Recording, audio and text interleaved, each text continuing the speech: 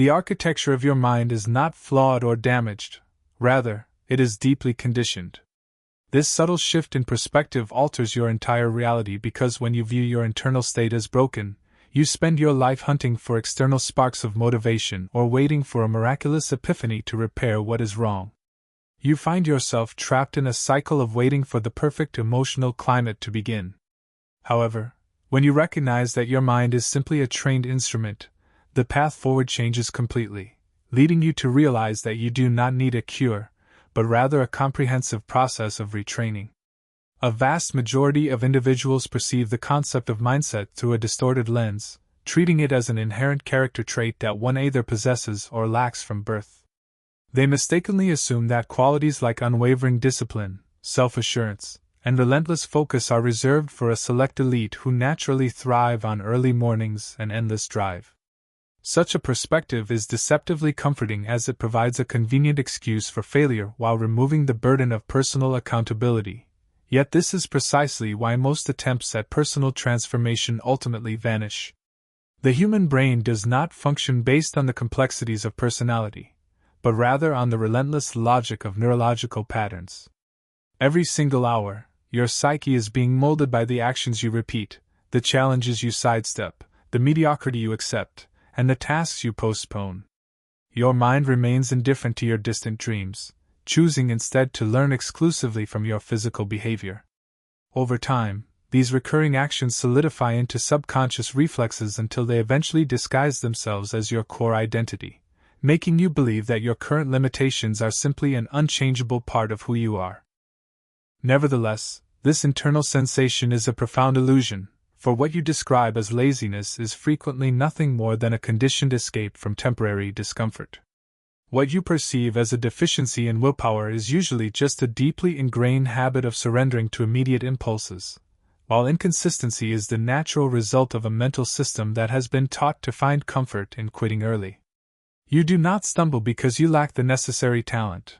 You falter because your cognitive pathways have been conditioned to prioritize immediate relief over long-term advancement. Consequently, this explains why the search for motivation is a failing strategy, as motivation acts merely as a fleeting emotional surge that arrives only when a task feels novel or urgent. Your biology is hardwired to preserve energy and maintain the status quo rather than chasing the heights of inspiration, meaning that once the initial excitement evaporates, your primitive mental programming resumes control. This is not a sign of personal fragility but a fundamental law of human biology, and until you grasp this mechanic, you will remain locked in an exhausting internal conflict. This audio journey is not intended to provide a temporary emotional high, but rather to illuminate why intellectual knowledge has never been a sufficient catalyst for change and how to overhaul the internal operating system that dictates your actual execution. True mindset shift is not about adopting a different way of thinking, but rather about committing to a different method of conditioning your responses. Securing a daily victory does not demand flawless performance or a constant state of peak productivity, as it represents something far more grounded and functional. It signifies that you follow through on your commitments even when your current mood is in total opposition to your goals. In this sense, your life is no longer ruled by the fluctuations of your feelings or the lure of distractions, allowing you to rebuild an internal sense of reliability. This self-trust serves as the actual cornerstone of genuine, unshakable confidence. As you cultivate this self-trust, the complexity of decision-making begins to dissolve and the heavy weight of procrastination starts to lift. Consistency eventually stops feeling like a forced labor and becomes a natural state of being. Most people attempt to change through the application of immense pressure and rigid rules, yet extreme intensity does not reprogram the human psyche. Instead, lasting transformation is found in the quiet power of repetition and the strength of a deliberate structure. Throughout these chapters, you will gain a deep understanding of how your mind operates in those quiet moments when no audience is watching. You will discover why tiny, subtle actions hold more transformative power than grand, dramatic gestures, and why feelings of discomfort should be viewed as signals for growth rather than warnings to retreat. Furthermore, you will learn why focus is such a rare commodity in a chaotic world and how managing your emotions is a developable skill rather than a static part of your DNA. You will find no instructions here to maintain a forced positive attitude or to spend your hours visualizing a distant success, nor will you receive empty promises of an overnight metamorphosis. What is provided instead is a pragmatic framework for mental conditioning designed to retrain your habits and your attention. This approach ensures that your progress becomes a predictable outcome of your system rather than a lucky accident of timing. Every segment of this material builds upon the foundation of the previous one because the evolution of the mind is a cumulative phenomenon that compounds over time just like financial interest. You are not required to transform into a completely different person. You simply need to stop allowing your past conditioning to make your current choices for you. While this path may lack the glamour of a quick fix and may not feel exhilarating every day, it remains effective because it respects the actual laws of psychological change rather than our idealistic fantasies. By the conclusion of this experience, the objective is remarkably straightforward. You will no longer wait for the feeling of readiness to arrive. You will take action because movement has become the very core of your new training, occurring not with perfection or drama, but with steady persistence. Your mind has been shaped for years by external forces and the habit of avoidance without your permission, but now you are finally stepping in to direct that training with absolute intention. The architecture of your internal world has been shaped over decades by external circumstances, the habit of avoidance, and the power of unconscious repetition, leaving you as a passive observer rather than a conscious creator.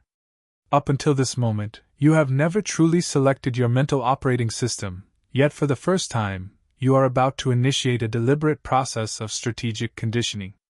The opening realization of this journey is that your psyche functions as a complex program rather than an unchangeable personality, meaning you were never born with a defective mindset but were simply conditioned into one. Accepting this truth is the fundamental requirement for lasting transformation, because as long as you view your internal struggles as inherent character flaws, you will waste your energy trying to fix yourself through fleeting motivation or empty affirmations. When you finally grasp that your mind operates through systematic logic rather than mystical traits, the entire landscape of your potential shifts.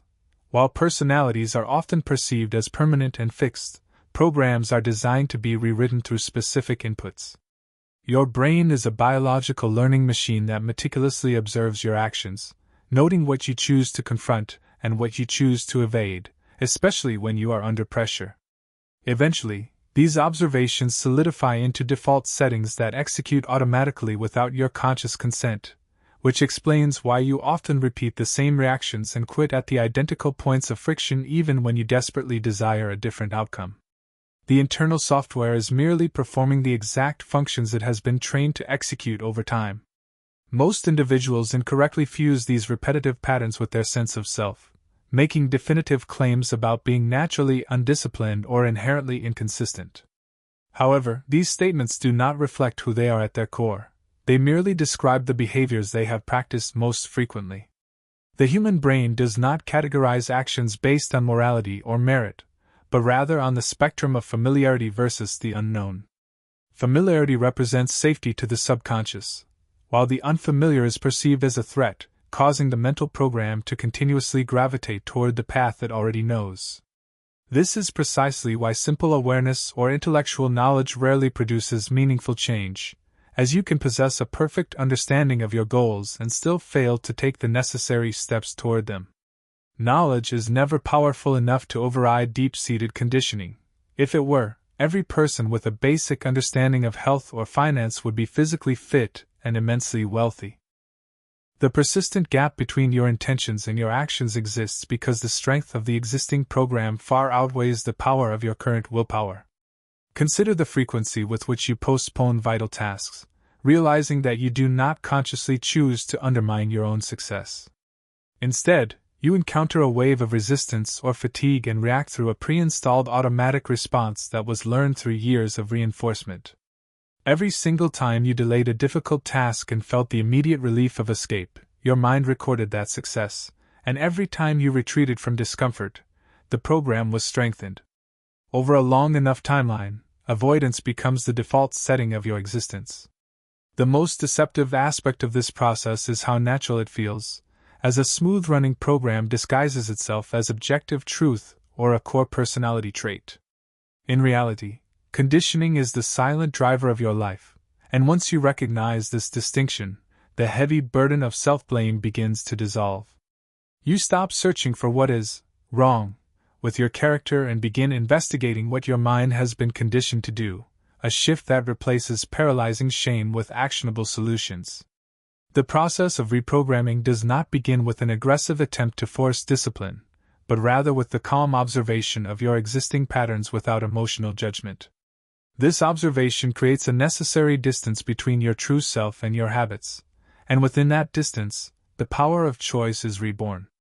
The moment you notice your mind reaching for a distraction or formulating an excuse, you are actively interrupting the software's execution, and even if your behavior hasn't changed yet, this awareness represents the first major fracture in the system. A vital shift in your internal dialogue must occur early in this process, requiring you to abandon permanent language like always or never, which only serve to lock the current program in place.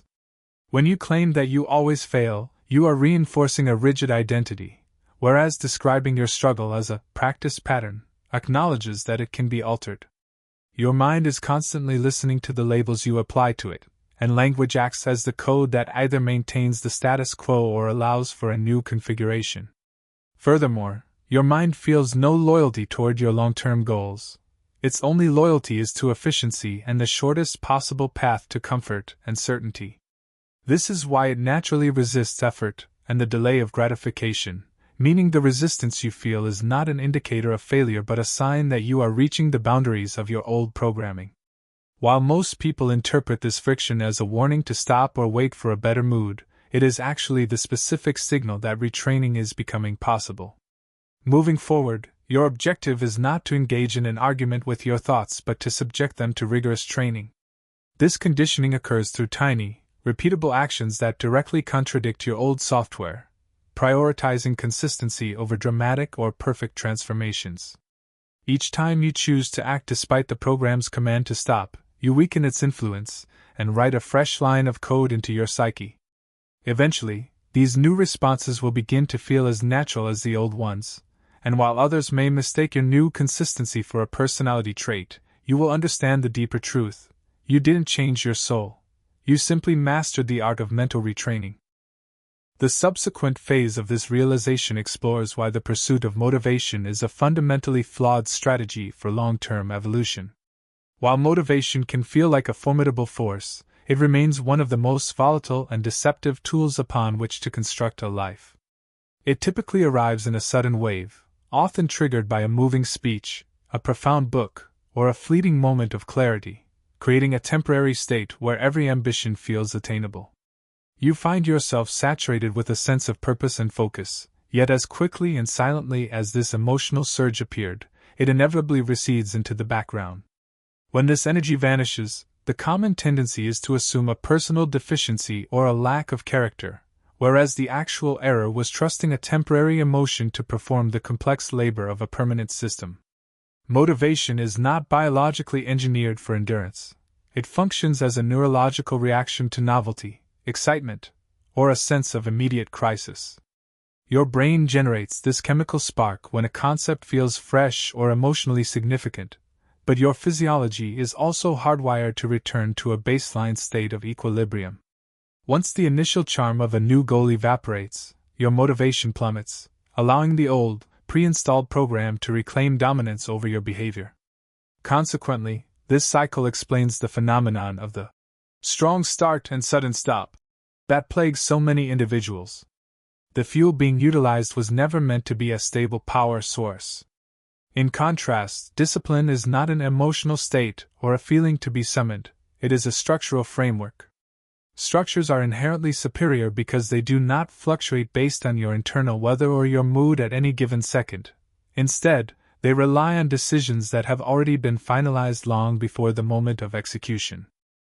A primary distinction between the struggling and the trained mind lies in the sequence of action. Most people remain paralyzed, waiting for a surge of motivation to provide the permission to act, whereas trained individuals initiate action first and allow the emotional rewards to follow as a byproduct. Action generates immediate feedback, which in turn builds the momentum necessary to spark genuine motivation. The sequence is critical. When you wait for the feeling to precede the work, you trap yourself in a perpetual state of waiting, hoping your emotions will eventually decide to cooperate with your ambitions.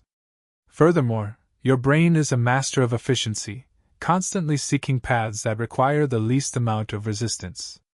If your cognitive system learns that waiting for the right mood allows you to postpone difficult tasks without immediate penalty, it will adopt this as a primary survival strategy. Over time, this passivity becomes an automatic reflex. You find yourself making internal excuses about timing, energy levels, or emotional readiness, none of which will ever arrive with the consistency required for success, simply because they were never designed to be constant. This reliance on fleeting impulses gradually destroys your internal foundation of self-trust. Every time you delay a commitment because you don't feel ready, you are reinforcing a subconscious conviction that you are incapable of performing without a specific emotional crutch. This erosion of trust is far more catastrophic than the lack of motivation itself, as it convinces your mind that your personal promises are conditional and your word is unreliable. One of the most pervasive myths regarding high achievers is the idea that they possess a greater abundance of motivation than others. In reality, they experience the same waves of boredom, fatigue, and doubt that everyone else does. The difference lies in their refusal to negotiate with those sensations. They deliberately remove the element of choice from the moment of action, which is where the necessity of structure becomes undeniable. Structure is the mechanism that converts abstract intention into concrete behavior by reducing friction and eliminating unnecessary options. When a task is clearly defined, scheduled, and simplified, the brain requires significantly less emotional labor to begin. The psyche craves clarity, whereas vague objectives act as a drain on your cognitive energy by forcing you into a state of constant decision-making. Observe the immense amount of mental resources wasted on the internal dialogue of negotiation, the constant debate over whether to begin now or later, or whether to rest or persevere. Each internal question provides an opening for your old program to select the path of least resistance and return to comfort. A well-defined structure effectively closes those doors, turning the path of progress into a predetermined route rather than a daily struggle of will. Ultimately, motivation-based systems are fragile and prone to collapse at the first sign of external stress. The moment life becomes difficult or inconvenient, your emotional fuel is the first thing to disappear. Structure-based systems, however, are built to survive chaos because they do not demand enthusiasm. They only require the mechanical act of following through. This does not imply the need for punishing or rigid routines, but rather the strategic design of an environment where the most beneficial action is also the most seamless one to execute. The vulnerability of your progress is often tied to your immediate surroundings. For instance, when a smartphone remains within constant sight, the battle against distraction is frequently lost before it begins. Conversely, when a task is meticulously outlined and the necessary tools are prepared ahead of time, the threshold for initiation is lowered significantly. Your environment acts as a silent coach, conditioning your reflexes every second of the day. One of the most potent methods to dissolve your reliance on fleeting motivation is to respond to the first sign of internal resistance with immediate, physical movement. This does not require a heroic effort or hours of labor. Even a few minutes of engagement suffices to install a new operating principle in your mind, that constructive action does not require an emotional green light. As this practice takes root, the authority of resistance begins to crumble. While there will undoubtedly be days when motivation arrives unbidden, you should treat these moments as a bonus rather than a necessity. The secret to enduring consistency lies in engineering systems that remain functional even when your energy is depleted and your mood is somber. When you finally abandon the wait for inspiration, a profound shift occurs. A sense of tranquility replaces the high-pressure chase for emotional peaks. Action evolves from a stressful performance into a reliable routine. In this sense, motivation is merely the spark that starts the flame, while structure is the robust engine that keeps the vehicle moving. To secure a daily victory, you must shift your inquiry from how to feel better to how to make the right action virtually unavoidable. Furthermore, A significant portion of the forces governing your daily existence remains entirely invisible. These forces do not announce their presence with loud commands. Instead, they operate through subtle, whispered narratives that mimic your own internal voice. By the time these thoughts reach your conscious awareness, they have already taken on the weight of absolute truth. These are the hidden scripts of your life, and they exert a much more powerful influence over your trajectory than willpower or inspiration ever could. A mental script is essentially a deeply ingrained internal message that triggers an automatic behavioral response. These narratives often originate during periods of high stress or early failure, where the mind connects a specific event to a broad conclusion and archives it for future reference. Over the passage of time, these conclusions stop being viewed as mere thoughts and begin to be perceived as the fabric of reality itself. You might recognize these internal slogans: the belief that a small task doesn't truly matter, the illusion of performing better under the pressure of a deadline, or the perpetual promise to begin tomorrow. These are not objective facts. They are cognitive shortcuts designed to conserve mental fuel and bypass the discomfort of effort. The true peril of these scripts lies in our tendency to accept them without scrutiny. The human psyche is remarkably skilled at self-justification. Once a script is activated, the brain immediately manufactures a suite of logical-sounding reasons to support it. These justifications are often just a sophisticated veneer applied over a primitive, automatic reflex. This is precisely why relying solely on willpower feels so draining. You are essentially attempting to fight a deeply rehearsed, ancient script with a raw, unpracticed effort. Without a strategic intervention, the older, more established program will almost always prevail. It is important to acknowledge that many of these scripts were originally formed as protective mechanisms. At an earlier stage of development, avoiding pain or seeking immediate relief served a survival purpose. However, what once functioned as a shield can eventually become a cage, as the mind does not naturally update its defensive rules. These programs continue to run in the background until they are consciously challenged and dismantled. Among the most influential of these is the identity script, the narrative regarding your inherent nature. Phrases such as, "I am not a disciplined person," function as subconscious commands rather than simple observations. Your brain interprets these labels as blueprints and adjusts your behavior to remain consistent with that image. When your identity is framed as something fixed and immutable, any attempt at growth feels like a violation of who you are rather than an evolution. The process of reprogramming begins with the art of listening rather than the use of force. You cannot alter a narrative that you refuse to acknowledge. You must begin to identify the specific phrases that surface in the precise moment you consider avoiding a task or reaching for a distraction.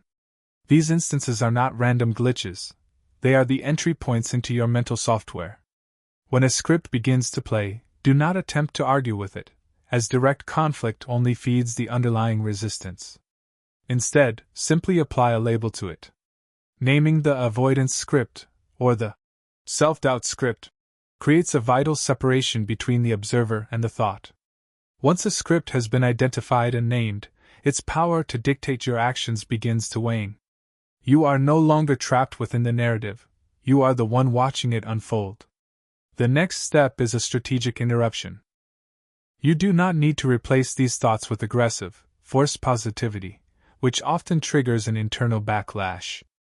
Instead, interrupt the cycle with a neutral, grounded truth, such as the realization that you are capable of taking a step even while the thought of doubt is present. The objective is not to eradicate the script entirely, but to break the habit of automatic obedience. Over time, this consistent refusal to follow the old orders weakens the script until a new, more empowering program takes its place. Through the persistent act of defiance, the internal script begins to lose its grip, eventually undergoing a fundamental rewiring of its core logic. In this transformative process, the frequency of your actions carries far more weight than their intensity. Every instance in which you choose to move forward despite the protests of your internal narrative, you are providing your brain with a new set of empirical data. The psyche evolves through the lens of tangible evidence rather than abstract intentions. Thus, when the brain witnesses that taking action does not result in catastrophe, it gradually recalibrates its programming. The once dominant script becomes a mere whisper, less persuasive, less frantic, and increasingly irrelevant. A common pitfall is the tendency to wait for these mental barriers to vanish entirely before initiating change, yet that moment of total silence is an illusion.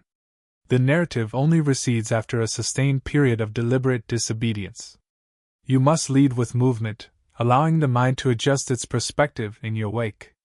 It is equally vital to scrutinize the scripts that emerge specifically when you begin to see progress. These voices often warn that your success is temporary or advise against optimism. This is not a sudden burst of realism, but a primitive defense mechanism. Genuine growth acts as a threat to your established identity, and the existing program will naturally resist being overwritten. Your objective is not to eradicate the internal voice, but to systematically refuse to acknowledge it as an authority. Once you internalize the truth that your thoughts are not mandatory commands, your personal agency expands exponentially. You come to realize that dominating the day does not require a mind free of doubt, but rather a response that has been carefully trained. Mental scripts lose their jurisdiction the moment your actions become independent of them. You are not the narrator within your mind. You are the executive force that chooses whether or not to execute the narration's suggestions. This single realization serves as the pivot point for all future growth. Furthermore, your identity is not a static treasure to be discovered, but a structure that is continuously under construction. There is a widespread misconception that identity serves as the foundation from which behavior flows, assuming that high achievers act with consistency because it is simply their nature. In reality, the sequence is inverted. Behavior is the primary force, and identity is the resulting echo. What you do on a repetitive basis serves as a continuous lesson to your mind about who you are, and your cognitive system works tirelessly to maintain a sense of internal alignment with that observed image. Every habit you sustain acts as a vote for a specific version of yourself. These are not loud proclamations, but subtle, daily confirmations of your character. Consequently, this explains the inherent failure of change that relies solely on motivation. Such shifts attempt to force a new behavior without allowing the underlying identity the necessary time to evolve. When the emotional energy inevitably dissipates, the old self-image returns to claim its territory. Habits, however, operate at a pace that allows for psychological integration. They provide the brain with the hard evidence required to reshape your self-perception from the ground up. The most frequent error in this process is the pursuit of excessive intensity too early. Individuals often select habits that require a level of discipline far beyond their current capacity, and when they inevitably stumble, the cost is a profound loss of self-trust. The mind meticulously logs these failures, using them as proof that transformation is impossible and reinforcing the narrative that this is just not who we are.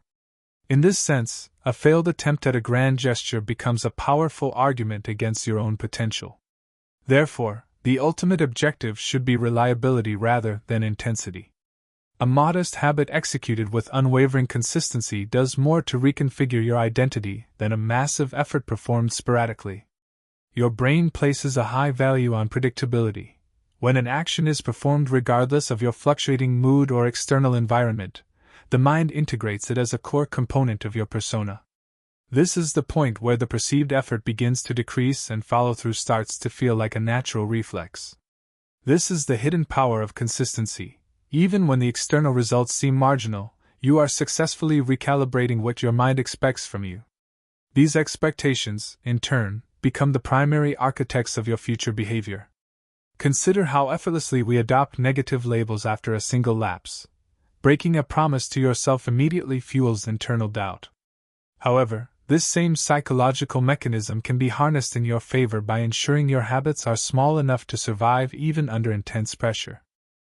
Ultimately, established habits liberate you from the exhausting cycle of constant decision-making. Since every choice consumes a portion of your finite mental energy, having a preset pattern allows you to bypass the internal debate entirely.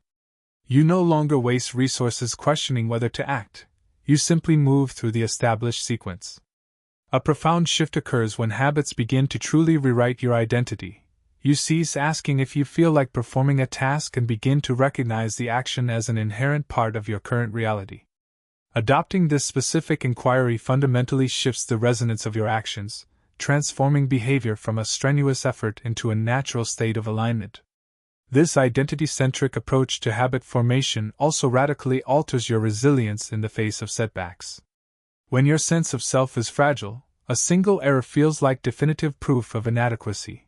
However, when your identity is firmly established, a mistake is viewed merely as a minor deviation.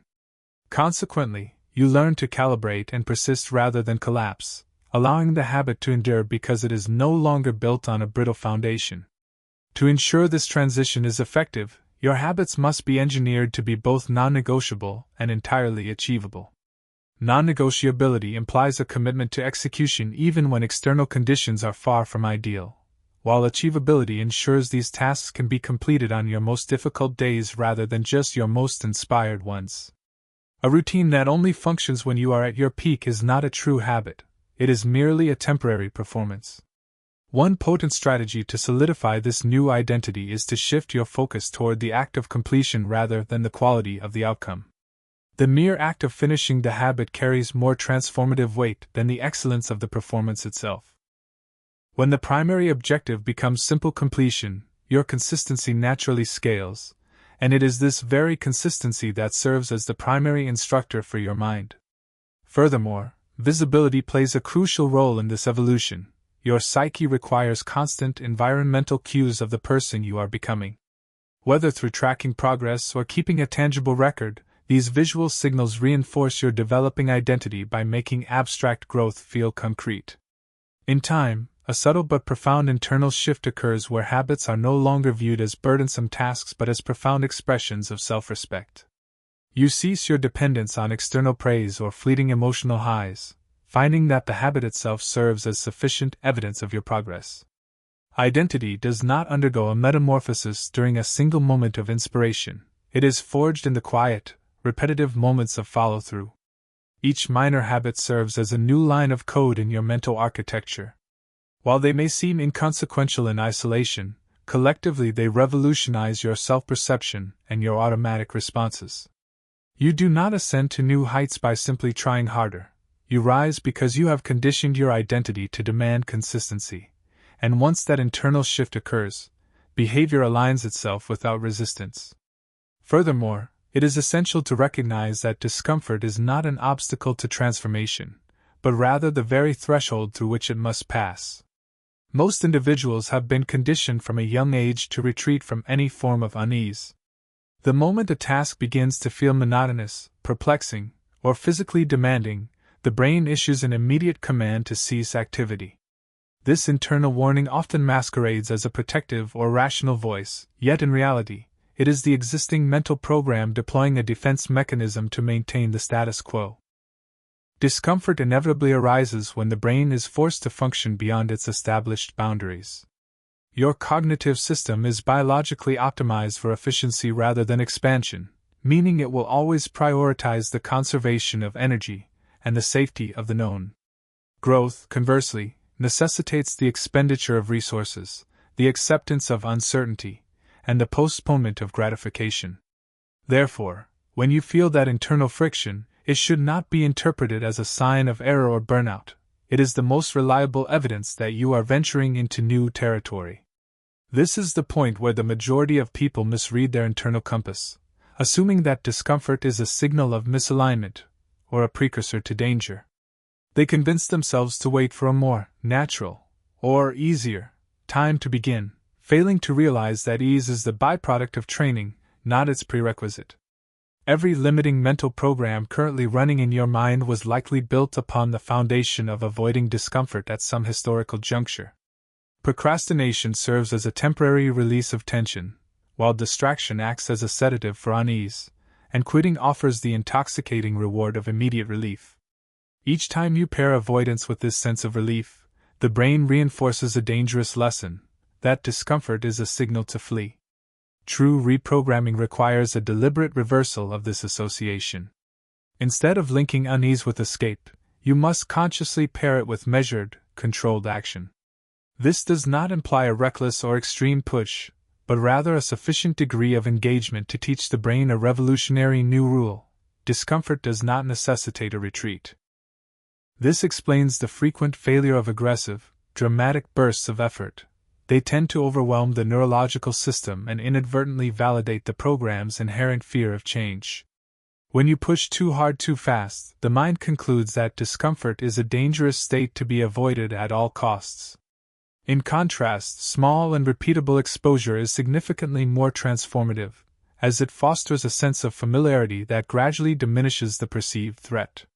You must begin to categorize discomfort as a vital training signal rather than an obstacle to be removed. Just as physical soreness in a gymnasium indicates muscular adaptation, mental resistance serves as a marker of cognitive growth. The presence of this friction does not signal a need to stop, it signals a need to adjust and persevere. Consequently, one of the most sophisticated skills you can cultivate is the capacity to remain present within a state of mild unease without an immediate impulse to escape. That brief pause, the space between the sensation and the reaction, is precisely where the work of reprogramming occurs. When you experience the sudden urge to reach for a distraction, postpone a duty, or surrender your effort, your first move should be to observe the sensation rather than fleeing from it. Label the feeling, take a breath, and then initiate action regardless of the internal protest, even if only for a fleeting moment. The quality of the action is less important than the disruption of the old pattern. 5 minutes of concentrated work is sufficient to break the circuit of the old program. The vital element is the sequence. Discomfort arises, you remain stationary, and then you act. By ensuring that relief follows the action rather than the avoidance, you effectively rewire the brain's reward system. As this becomes a habit, the brain starts to anticipate a new conclusion, and discomfort loses its frantic urgency. It evolves from a commanding officer into a simple stream of information. This is the internal architecture of emotional mastery and discipline. It is something developed from within rather than a force imposed from the outside. It is crucial to recognize that this unease may never vanish entirely. Even the most disciplined individuals encounter resistance. The difference lies in the fact that for them, resistance no longer navigates the ship. It becomes background noise rather than the steering wheel. A common misconception is the belief that one must feel confident before confronting discomfort, yet confidence is the byproduct of exposure, not its prerequisite. Every time you move forward in spite of resistance, you are gathering the empirical evidence needed to prove you can endure the friction. This accumulated evidence eventually hardens into genuine self-assurance. Furthermore, there is a deeper psychological layer to this process. Growth inherently threatens your existing identity. When you behave in a way that contradicts your old story, it creates a friction that tries to pull you back toward the safety of the familiar, even if that familiarity is self-limiting. Understanding this dynamic is the ultimate safeguard against self-sabotage. Instead of seeking ways to bypass discomfort, you should ask yourself how much of it you are willing to inhabit today. This perspective reframes personal growth as a developable skill of tolerance rather than an endless war of wills. This tolerance compounds over time. What once felt like an impossible mountain eventually becomes a manageable hill, and what once felt heavy becomes a routine part of your day. Eventually, the very things that once triggered an avoidance response become integrated into your identity, not through brute force, but because you stayed present long enough for the software to update itself. Discomfort, therefore, is not an indicator of failure, but a sign that the old program is losing its authority over your life. When you learn to lean into that unease with both intention and restraint, you unlock a level of consistency that fleeting motivation can never replicate. From this vantage point, your progress is no longer a slave to how you feel, it is a direct result of how you have been trained. Furthermore, we must address the reality that in our current era, focus is no longer just a personality trait, it has become a fundamental survival skill.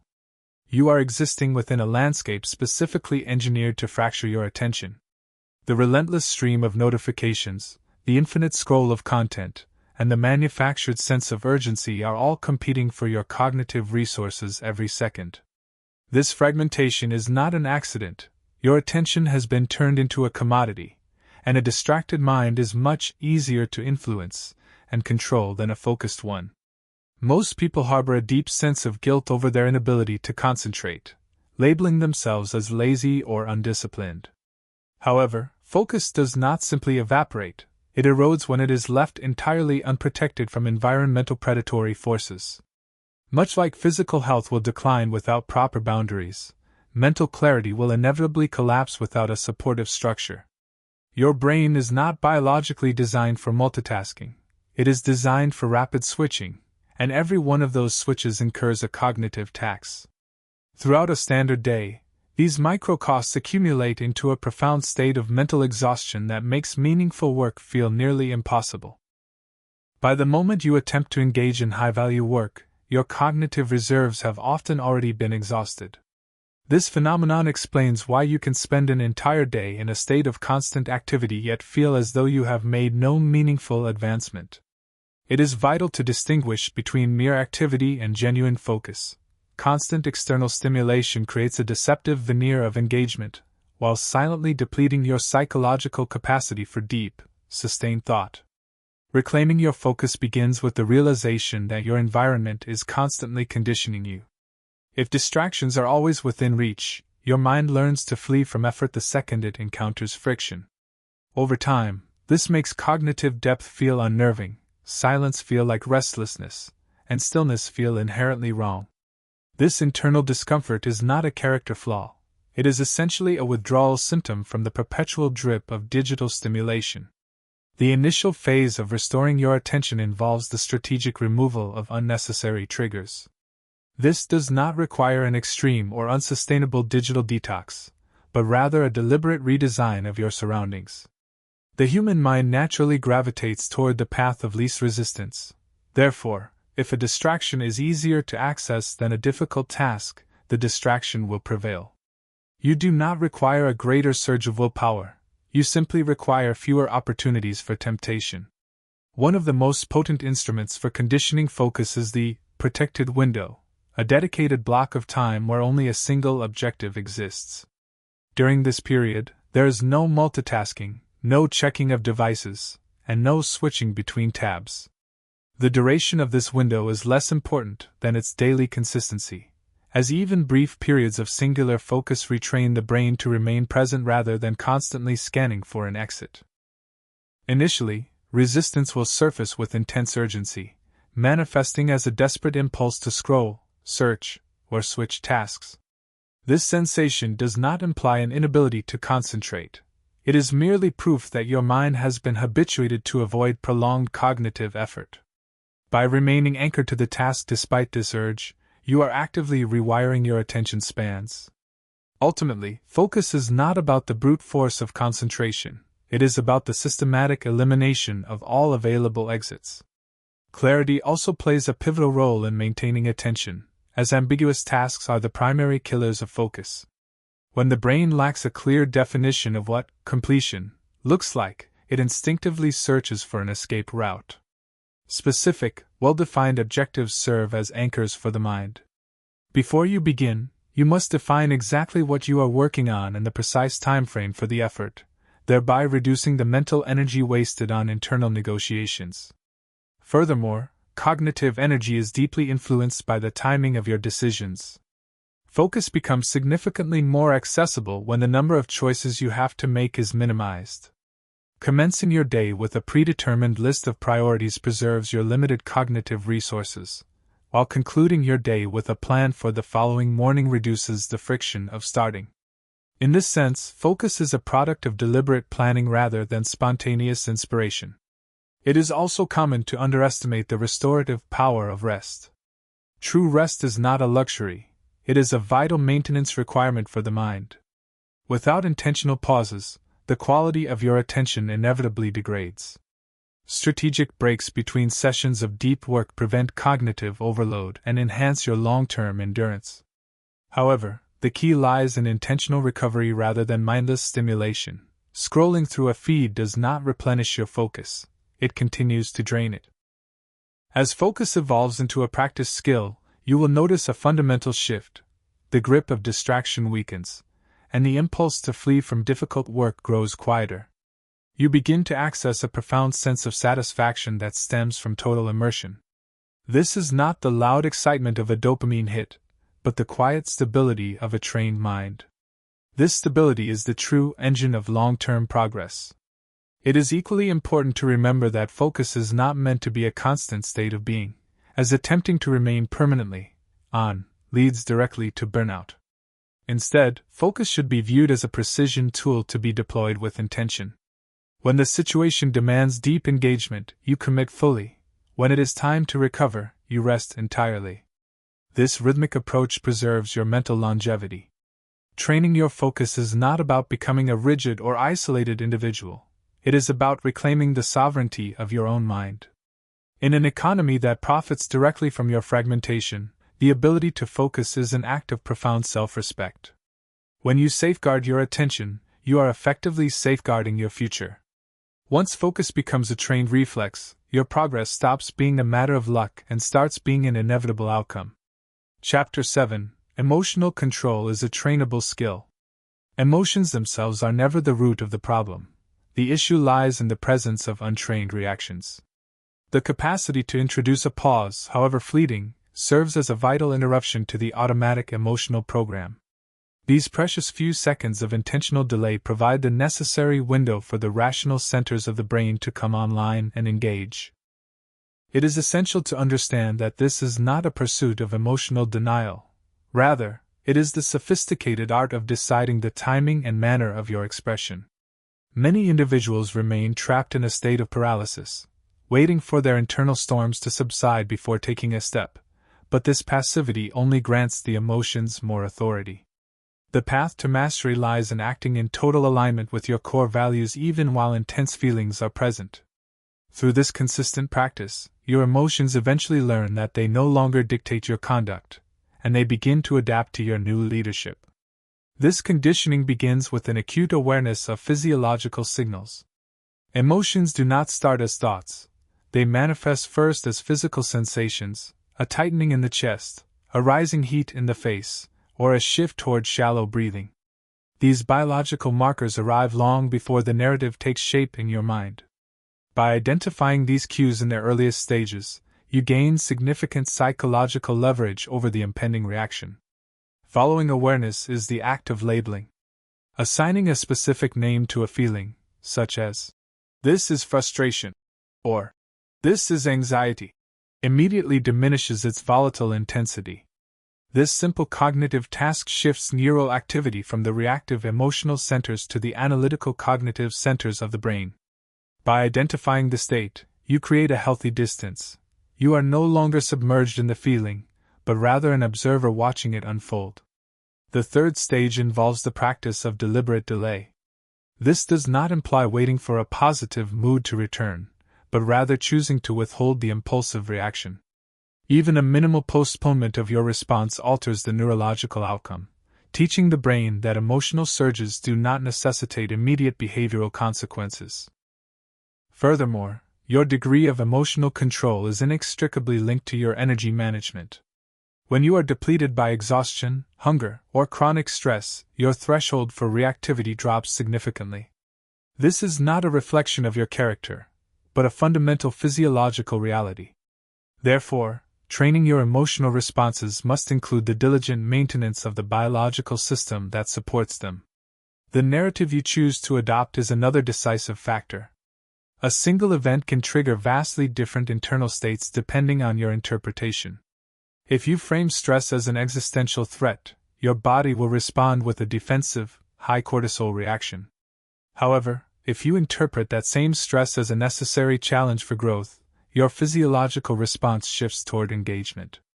This is not about self-deception, it is about selecting a perspective that facilitates effective action. A profound transformation occurs when you move from emotional justification to emotional responsibility. Justification seeks to determine what is possible based on your current feelings, whereas responsibility focuses on identifying the correct action regardless of your internal state. This pivot effectively restores your personal agency and places you back in the driver's seat of your life. The ultimate goal of emotional conditioning is not to become a cold or unfeeling machine, but to become reliable to yourself. When your actions remain consistent with your principles even under immense pressure, a sense of emotional stability naturally follows. Your self-trust expands, and your identity as a capable individual is reinforced. While there will always be moments when emotions feel overwhelming, your training is not designed to eliminate difficulty, but to drastically shorten your recovery time. Instead of losing hours or days to an emotional spiral, you learn to regain your composure with increasing speed. This resilience compounds over time, leading to a subtle but life-changing shift. You cease to fear your own feelings. You no longer feel the need to avoid challenging situations because you trust your capacity to navigate internal turbulence without losing your heading. This freedom is an immense source of power. It allows you to engage with the world's complexities without being swept away by every passing emotional tide.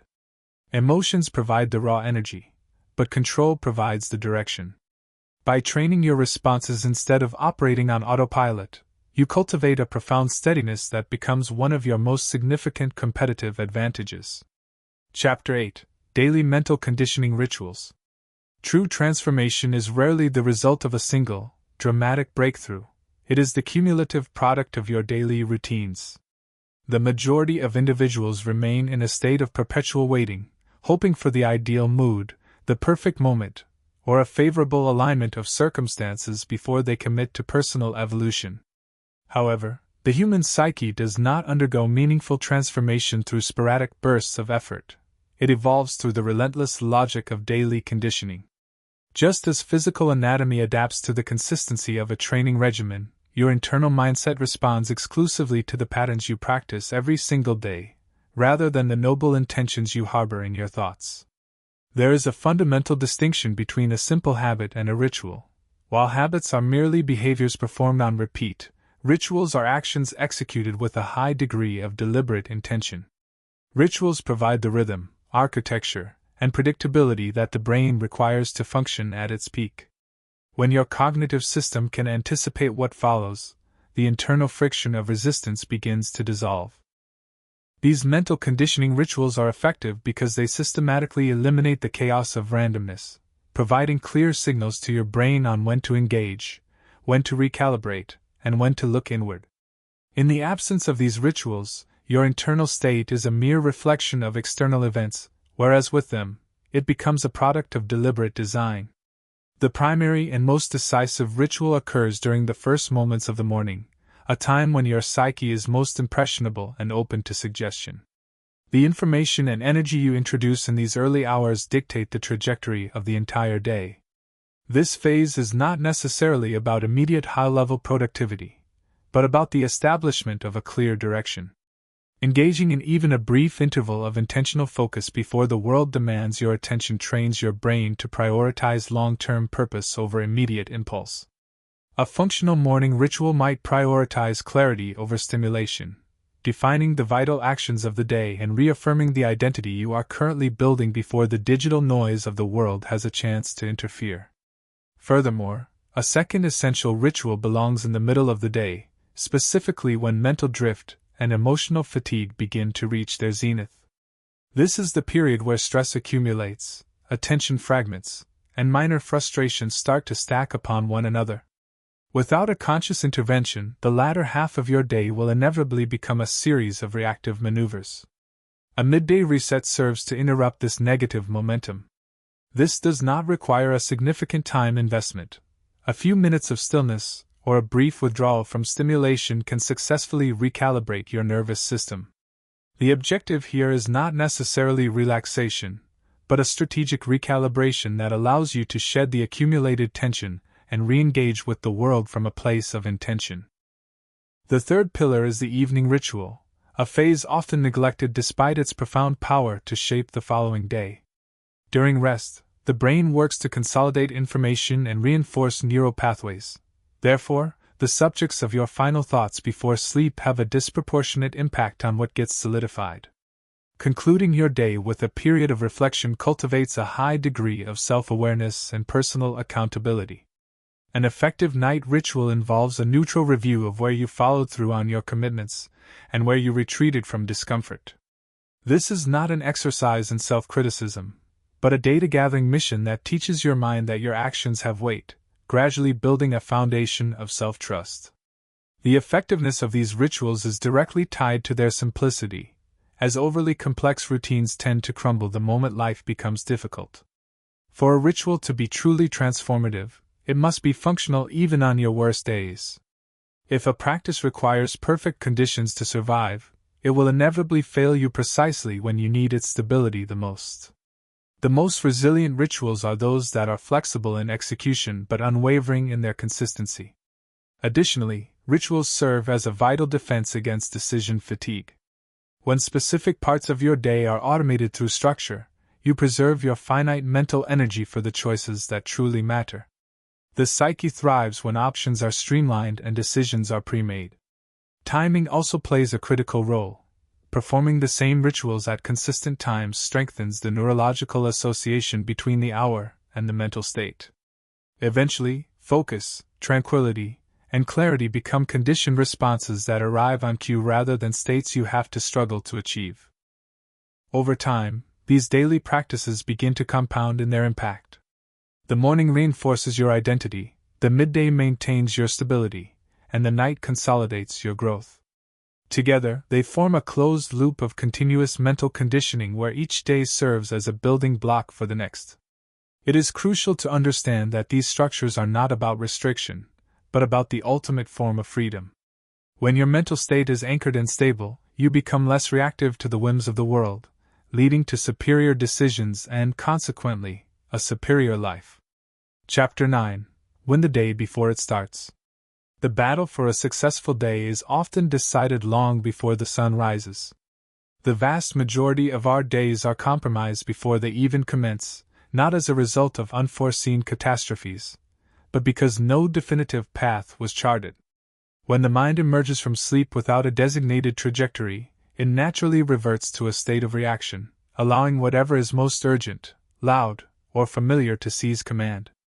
By the moment you sense the hours slipping away, the neurological pattern of passivity has already established its dominance.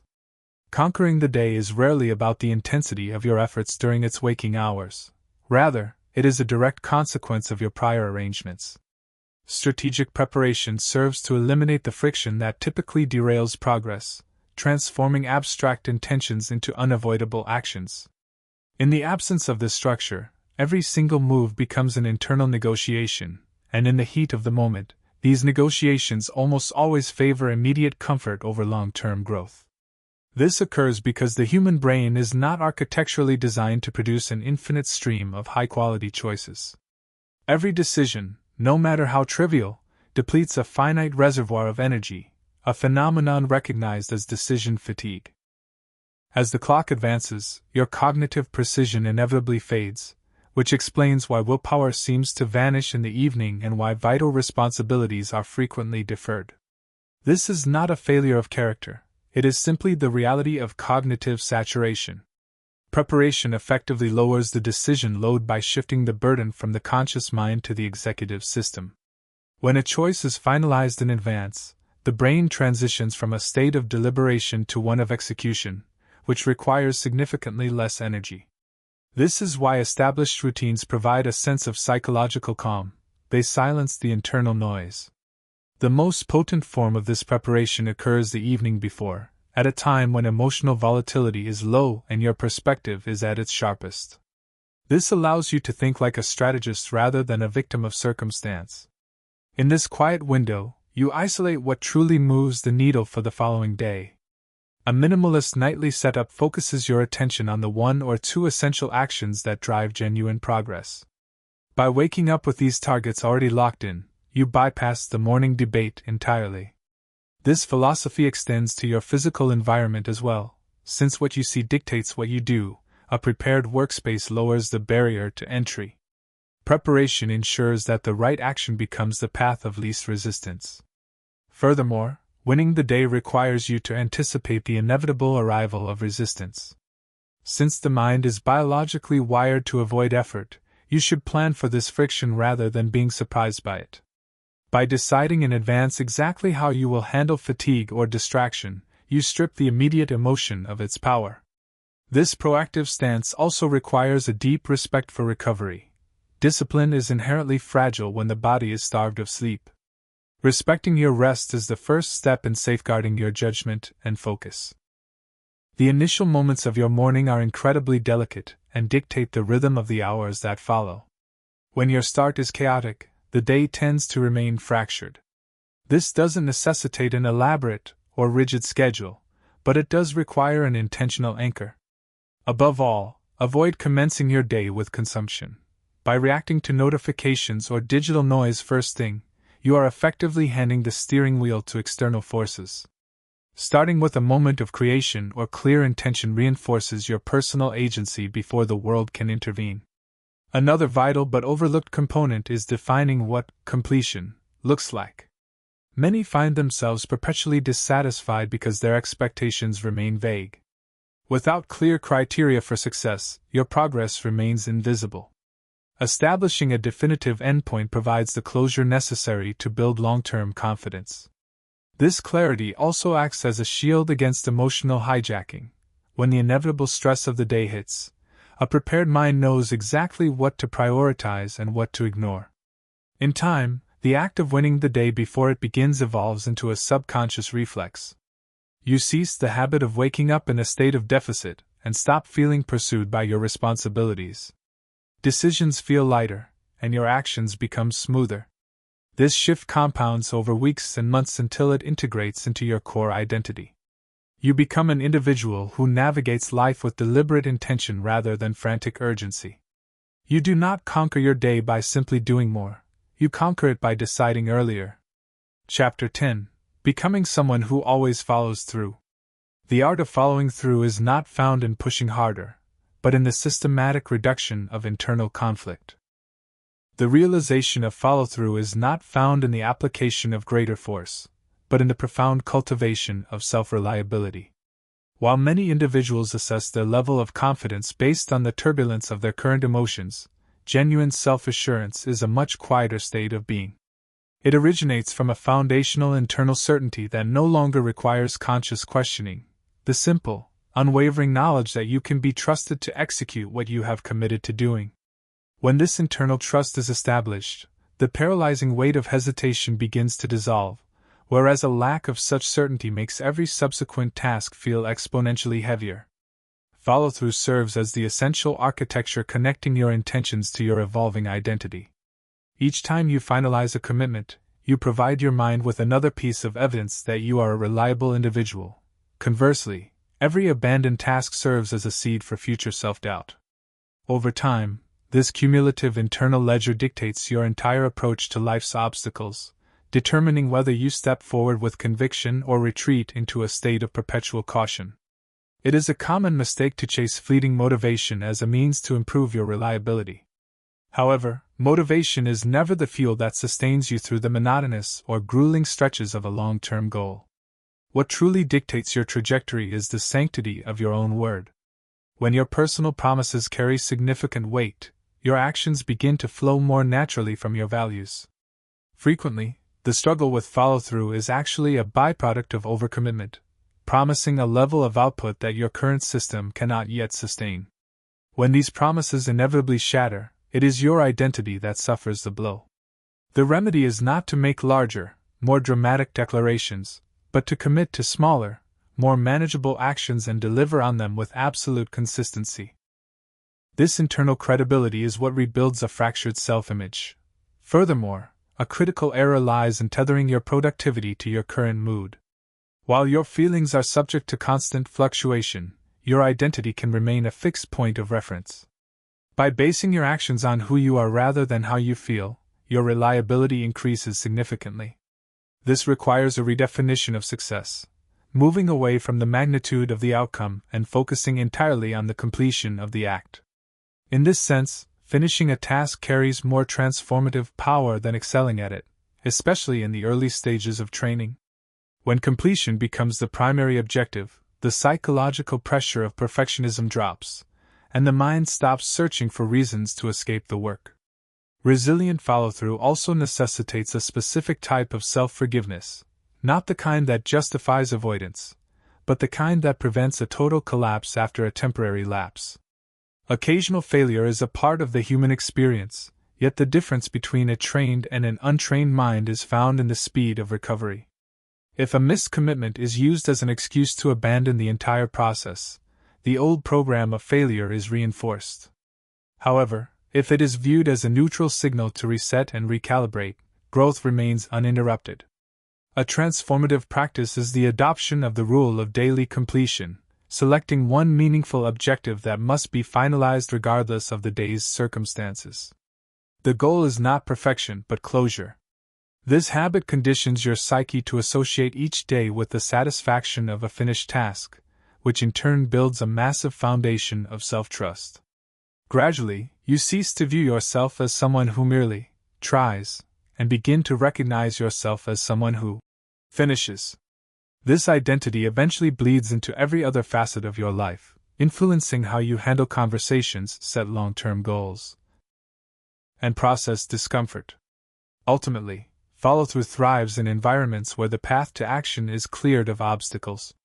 By reducing friction and preparing your environment, you show a profound respect for the mechanics of your own mind. As your reliability scales, so does your internal tranquility. You no longer carry the heavy mental clutter of unfinished business, and your focus sharpens as your stability improves. This is not about becoming a rigid or obsessive machine, but about achieving a state of total alignment where your actions finally match your intentions. When this happens, energy is no longer wasted on indecision. Following through becomes a core part of your identity rather than a struggle, making daily victory your new default setting. Winning is not a singular event, it is a recurring pattern of behavior. Many people spend their existence waiting for a miraculous breakthrough, hoping for a sudden surge of clarity or the perfect environment. Yet, profound change arrives quietly, manifesting through the relentless power of repetition. By the time it becomes visible to the outside world, it has already been a reality within the mind for a long time.